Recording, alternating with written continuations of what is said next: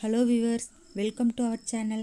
இன்றைக்கி என்ன பார்க்க போகிறோன்னா பச்சை பயிறு குழம்பு தான் பார்க்க போகிறோம். வாங்க எப்படி செய்யலான்னு பார்க்கலாம். நான் ஒரு கப் அளவு பச்சை பயிறு எடுத்திருக்கேன். அது ஒரு குக்கரில் சேர்த்து நல்லா ஃப்ரை பண்ணிக்கலாம். பச்சை பயிறு நல்லா வாசனை வரும், அந்த அளவுக்கு வறுத்து எடுத்துக்கலாம். அது கரைஞ்சிடக்கூடாது, பார்த்துக்கோங்க. இந்த அளவுக்கு நான் வறுத்துருக்கேன். இப்போ நம்ம வறுத்த பருப்பை கழுவிட்டு அதில் ஜீரகம், காரத்துக்கு ஏற்ற பச்சை மிளகாய், தக்காளி, பூண்டு, வெங்காயம் சேர்த்துக்கலாம். மஞ்சள் தூள் சேர்த்துக்கலாம். பருப்பு மூழ்கிற அளவுக்கு தண்ணி சேர்த்து ஒரு 5 விசில் விட்டு எடுத்துக்கலாம். பருப்பு நல்லா வெந்து வரணும்.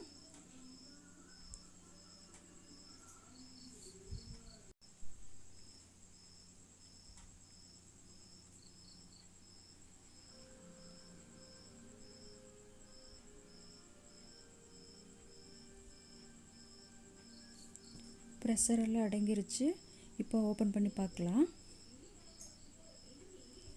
பாருங்க, பருப்பெல்லாம் நல்லா குலைவாக வெந்து வந்திருக்கு.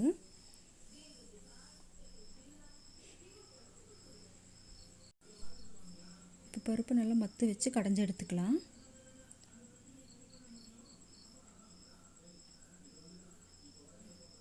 பாருங்கள், கடைஞ்சாச்சு. இப்போ தாளிச்சுக்கலாம். இப்போ கடாயில் ஆயில் சேர்த்து, ஆயில் காஞ்சதும் கடுகு, உளுந்து, கடலைப்பருப்பு இதெல்லாம் நல்லா பொரிஞ்சு வரட்டும்.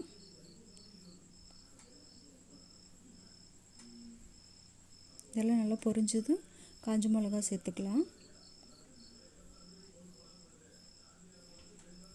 காஞ்ச மிளகா சேர்த்து எல்லாம் நல்லா எண்ணெயில் பொரிஞ்சு வரட்டும்.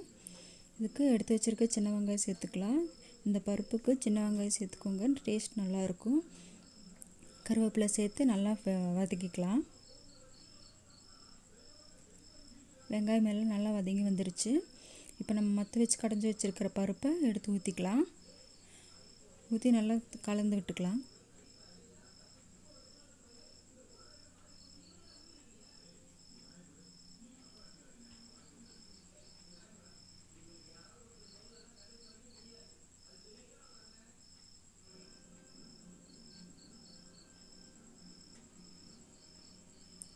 இப்போ நான் குக்கரில் நல்லா கழுவி அந்த தண்ணியை சேர்த்துக்கிறேன்.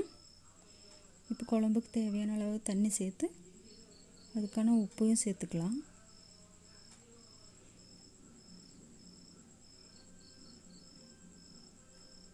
உப்பு சேர்த்து நல்லா கலந்து விட்டுக்கலாம்.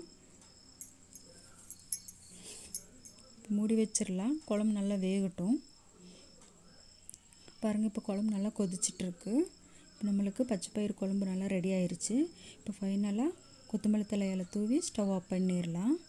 சூப்பராக நம்மளுக்கு பச்சை பயிறு குழம்பு ரெடி ஆயிடுச்சு. நீங்களும் ட்ரை பண்ணி பாருங்கள். இந்த வீடியோ பிடிச்சிருந்தா லைக் பண்ணி, ஷேர் பண்ணி, கமெண்ட் பண்ணுங்கள். தேங்க்ஸ் ஃபார் வாட்சிங்.